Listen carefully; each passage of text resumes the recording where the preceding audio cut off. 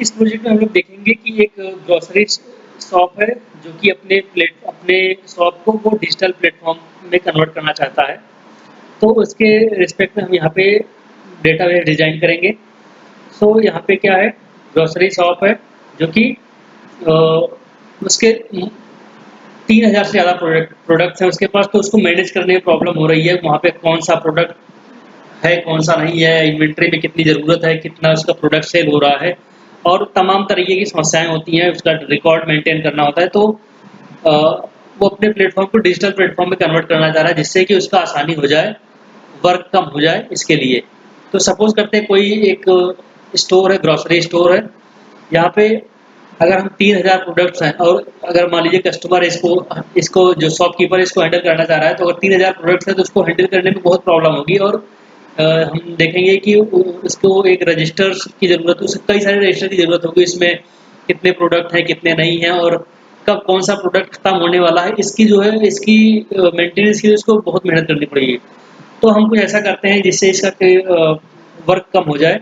तो इसके लिए हम एक डेटाबेस डेवलप करेंगे। जैसे सपोज करते हैं इसके पास 1 2 3 4 5 6 7 8 9 10 इस तरीके से करके 30 रैक्स हैं। और एक रैक में अगर वो 100 प्रोडक्ट्स रख रहा है और उसको कितने प्रोडक्ट्स हैं इसकी जानकारी के लिए हम जो है इसको किस तरीके से मैनेज करें इस डेटाबेस को, कि वो इसके शॉप को प्रॉपर्ली इसके टेक्निकली अरेंज कर ले। जैसे सपोज करें कि यहाँ पे डेली 10 कस्टमर आ रहे हैं और ये कौन किस टाइप के प्रोडक्ट्स ले रहे हैं, किस टाइप के प्रोडक्ट नहीं ले रहे हैं। या फिर सपोज करते हैं कि मान लीजिए आप किसी दिन इसके यहाँ पे 100 कस्टमर आते हैं, किसी दिन 500 आते हैं, किसी दिन 50 आते हैं। तो इसमें अगर हम देखेंगे, इसका एनालिसिस करना चाहेंगे कौन सा कस्टमर किस टाइप का प्रोडक्ट्स यहाँ पे इस स्टोर शॉपकीपर से या ग्रोसरी शॉप से परचेज करना चाह रहा है। तो अगर वो इस कस्टमर के रिक्वायरमेंट के अकॉर्डिंग अगर ये शॉपकीपर अपने प्रोडक्ट्स नहीं अरेंज करता है, तो उसमें कस्टमर का या कस्टमर को भी प्रॉब्लम होगी और शॉपकीपर को भी प्रॉब्लम होगी। इसमें कस्टमर क्या होगा, वो अल्टरनेट ऑप्शन ढूंढने लगेगा। तो इससे बचने के लिए शॉपकीपर को क्या चाहिए, कुछ स्मार्ट वे में अपने शॉप को अरेंज करना चाहिए, जिससे कि उसको अपनी प्रॉफिटेबिलिटी बढ़ा सके और कस्टमर को ज़्यादा से ज़्यादा कस्टमर को अट्रैक्ट कर सके इसके लिए। तो हम इसका डेटाबेस डिजाइन करेंगे जो कि हमने ऑलरेडी डेवलप कर रखा है कि ये पर्टिकुलर क्लाइंट्स की रिक्वायरमेंट थी, इसके अकॉर्डिंगली हमने इसका डेटाबेस डिजाइन किया है। जैसे यहाँ पे प्रोडक्ट्स है, प्रोडक्ट में क्या क्या इन्फॉर्मेशन हो सकती है, प्रोडक्ट कोड हो सकता है, प्रोडक्ट नेम, पैकेज साइज, और परचेज डेट, कौन सी डेट को हमने शॉपकीपर ने प्रोडक्ट को ले आया था, जिससे उसके एक्सपायरी डेट वगैरह भी मैनेज किया सके, मतलब देखी जा सके कि उसके अकॉर्डिंगली वो उसको अपने डेटाबेस में या अपने शॉप में रखना चाह रहा है, नहीं रखना चाह रहा है। इन्वेंट्री का कॉस्ट बता सकता है, और प्रोडक्ट की कॉस्ट क्या है और उसका स्टॉक में कितनी क्वांटिटी है। ये हम एक टेबल बनाएंगे जिस प्रोडक्ट, और उसमें ये सारी इन्फॉर्मेशन स्टोर करेंगे। और एक दूसरी इन्फॉर्मेशन टेबल होगी प्रोडक्ट लोकेशन। जैसे हम यहाँ पे डेटाबेस में देखेंगे कि यहाँ पे इसके पास 30 रो है, तो हम इसमें कौन से कैसे आइडेंटिफाई करेंगे कि कंप्यूटर में कि कौन सा प्रोडक्ट किस रो में, किस टेबल में है। तो इसके रैक के हिसाब से इसकी लोकेशन सेट कर देंगे। सपोज करो कि ये यहाँ पे रैक नंबर 2 है, इसमें अगर सपोज करते हैं रैक 2 में इसमें 10 अलमीरा है। तो अगर हम इसमें सपोज करेंगे, हम मान लो कोई प्रोडक्ट यहाँ पे इसको परचेज करना है, मान लीजिए फेयर एंड लवली इसको परचेज करना है। तो अगर ये बोलता है कि हमारा रैक 2 में रखा हुआ है नीचे से सेकंड नंबर पर, तो यहाँ से हमको डायरेक्ट लोकेशन मिल गई। यहाँ से हम डायरेक्ट इस पॉइंट पे जाएंगे और इसको प्रोडक्ट को ला के कस्टमर को दे देंगे। लेकिन अगर ये हमको जानकारी नहीं रहेगी प्रोडक्ट रखा क्या है, तो हम स्टार्टिंग से सर्च करना स्टार्ट करके फाइनल तक सर्च करते जाएंगे, इससे हमारा बहुत समय चला जाएगा। तो इसको सेव करने के लिए हमने इसका डेटाबेस डेवलप किया है, जो कि हमने ये इसमें दे सकते हैं यहाँ पे। ये प्रोडक्ट लोकेशन है। प्रोडक्ट लोकेशन पे क्या है, इसमें क्या क्या अरेंज रहेगा, एसएल नंबर, एसएल नंबर मतलब कि उसका जो रैक नंबर है और कौन से डिपार्टमेंट में रखा हुआ है। और इसमें जैसे मान लीजिए एक शॉप होती है, शॉप में एक गली होती है, मतलब कि उसमें मोस्टली जो शॉप होती है, इस पर्टिकुलर शॉप में रिक्वायरमेंट जो थी उसमें क्या है कि एक ऐसा गली टाइप की बनी हुई है, इसमें दोनों साइड पे आदमी रखे हुए हैं और यहाँ पे टेबल है, यहाँ पे शॉपकीपर है। तो अगर उसको कुछ सर्च करना होता है तो ये राइट टेबल में राइट रो में देखेगा इस गली के सपोज गली के राइट में देखेगा, गली के लेफ्ट में देखेगा, ये दो तरीके की इसमें इंफॉर्मेशन दी रहेंगी। तो इसके अकॉर्डिंगली हमने ये डेटाबेस डिजाइन किया है, क्योंकि यहाँ पे क्वेश्चन की रिक्वायरमेंट, इसमें डेटाबेस की रिक्वायरमेंट यही थी डॉक्यूमेंट की। तो इसमें क्या है, एसएल नंबर है, कौन से एसएल नंबर पे, कौन से रैक नंबर पे है, और डिपार्टमेंट कौन सा है उसमें। ग्रोसरी में जैसे कि हैंड टूल हो गया, या फिर जो है हैंड वॉश हो गया, या इस टाइप के मतलब डिफरेंट डिफरेंट टाइप से प्रोडक्ट होते हैं, तो उसके अकॉर्डिंगली हमने उसको कैटेगराइज कर दिया। और राइट एसएल में है या लेफ्ट एसएल में, इसके हिसाब से हमने इसको मैनेज कर दिया। और यहाँ पे सेल्फ आईडी और सेल्फ नेम, जैसे कि पर्टिकुलर उसमें एक सेल्फ होता है, उस सेल्फ में उसकी हम आईडी अपने डिफाइन कर दिया, उसका नेम डिफाइन कर दिया, तो हमको प्रोडक्ट होगी तो हम डायरेक्ट वहाँ पे लोकेट कर लेंगे, हमको ज़्यादा मेहनत नहीं करनी पड़ेगी, और ईजिली हम प्रोडक्ट को अपनी शॉप में देख सकते हैं या फाइंड कर सकते हैं कहाँ पे रखा हुआ है। अब सपोज करते हैं कि उस शॉप में, मान लीजिए कि कोई बड़ी शॉप है या कोई मॉल टाइप का है, मॉल में या बिग बाजार है, वहाँ पे सपोज करो 20 कस्टमर है, सॉरी 20 शॉप पर्सन है, जो कि इसमें कुछ मैनेजर्स हैं, कुछ कैशियर हैं, कुछ जो है सेल पॉइंट पे खड़े रहते हैं, कुछ जो है प्रोडक्ट को, तो उनका अलग अलग रोल होता है। तो उसके हिसाब से हमने उनका जो है कस्टमर का नाम, उसमें एम्प्लॉय का नाम, एम्प्लॉय का कॉन्टैक्ट नंबर, उनका पर आवर उनका वेज कितना है, और उनका होम एड्रेस कितना है, इसके हिसाब से हमने डेटा स्टोर कर लिया एम्प्लॉय टेबल में। और इसमें एम्प्लॉय हर एम्प्लॉय का एक एम्प्लॉय नंबर होता है, जो कि SIN है यहाँ पे दिया हुआ है, इसमें हमने स्टोर कर लिया। अब उस एम्प्लॉय की पोजीशन क्या है, वो एडमिन है, वो मैनेजर है, या फिर वो कस्टमर है, सॉरी वो मैनेजर है या कैशियर है, या फिर सेलिंग पर्सन है, या फिर वहाँ पे स्वीपिंग का काम करता है, किस टाइप का वर्क करता है, वो हम यहाँ पे इस टेबल में, सॉरी डेजिग्नेशन टेबल में हम उसको स्टोर कर देंगे। तो प्रोडक्ट उसका जो एम्प्लॉय है उसका आईडी क्या है, उसका डेजिग्नेशन का नाम क्या है, जो किस डेजिग्नेशन पे है, जैसे कैशियर है, या फिर मैनेजर है, या फिर सेल्स पर्सन है, या फिर स्वीपर है, क्या वहाँ पे स्टोर में क्या काम करता है, उसका हम यहाँ पे डेजिग्नेशन डिसाइड कर देंगे। और इसको एम्प्लॉय से कनेक्ट कर देंगे। और एम्प्लॉय अगर वो कैशियर है, तो कैशियर जब वो स्टोर स्टार्ट कर रहा है तो उस समय ओपनिंग बैलेंस कितना था, और जब शॉप एंड कर रहा है तो उस समय क्लोजिंग बैलेंस कितना था, ये सारी चीज़ें हम जो है कैश रजिस्टर में स्टोर करेंगे। और उस जो पर्टिकुलर टाइम स्लॉट में था, सपोज करो दिन में 3 स्लॉट होता है, morning, afternoon and evening.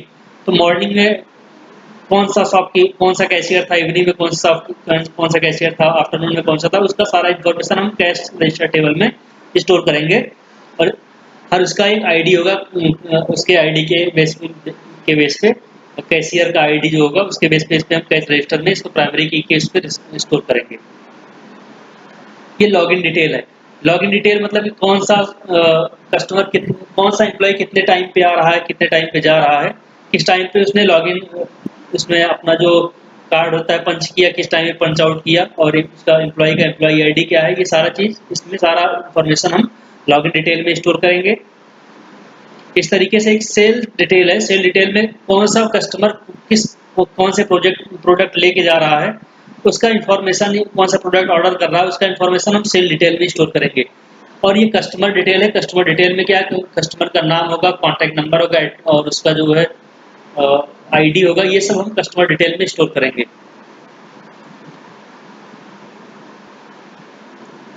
Product की मॉडलिंग के लिए हम डेटाबेस की मॉडलिंग के लिए हम ये MySQL वर्कबेंच टूल यूज किए हैं। इसमें हमने टोटल 1 2 3 4 5 6 7 8 9 टोटल हमने 9 टेबल क्रिएट किए हैं। इसे प्रोडक्ट की इंफॉर्मेशन है, सेल्फ की इंफॉर्मेशन है, product location, shelf detail, employ, login detail and customer detail, और यहाँ पे कैश रजिस्टर और डेजिग्नेशन, ये सारी इंफॉर्मेशन हमने पर्टिकुलर टेबल्स में स्टोर कर लिया। इस तरीके से हमने डेटाबेस की मॉडलिंग कर दिया। अब हमने इस डेटाबेस का जो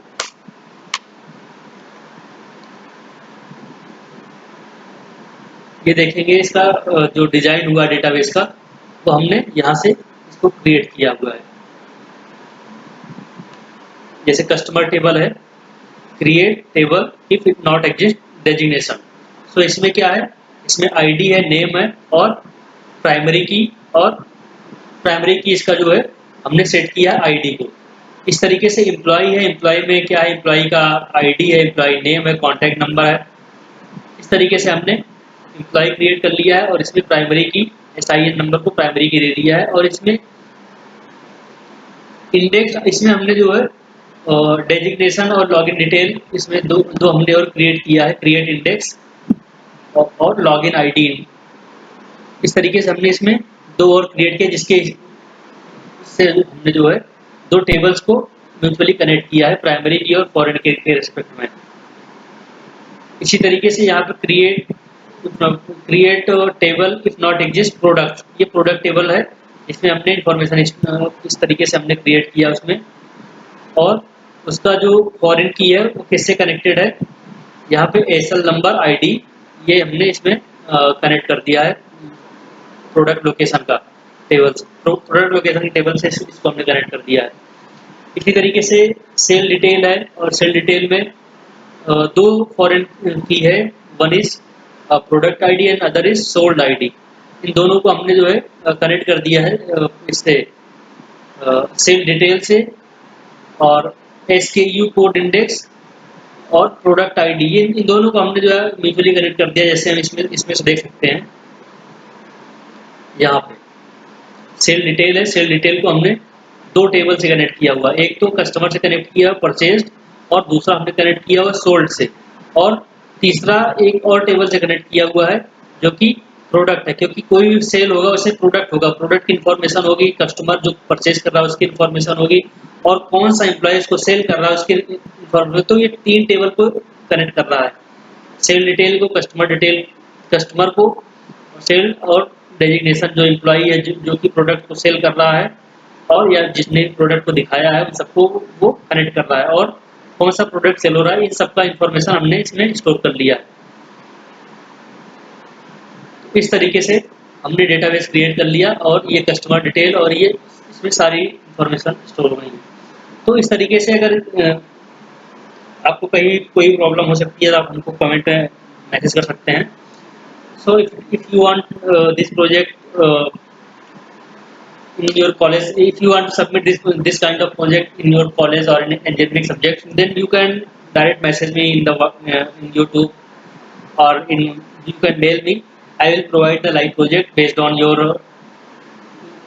college, based on your college project requirement, or whatever you want to develop. We can provide those everything in database as well as in networking.